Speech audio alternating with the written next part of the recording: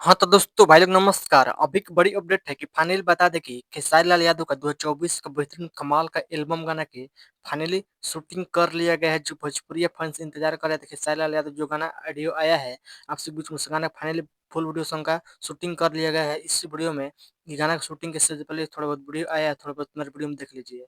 मुझे छोड़ के बेवफा से जा रहा है। हाँ तो वीडियो देख लिए जिस गाना का टाइटल है रसियन लेके आएंगे। जबरदस्त कमाल का खेसारी लाल यादव रसियन लेके आ गए हैं आपसे बीच में। बहुत जल्द फुल वीडियो लॉन्च किया जाएगा global music junction YouTube channel पर, जिस गाना का टाइटल है रसियन लेके आएंगे। इस गीत को लिखे हैं प्रकाश बारूद ने और इस गाना म्यूजिक दिया है आर्या शर्मा। जबरदस्त कमाल का आप लोग इंतजार कीजिए।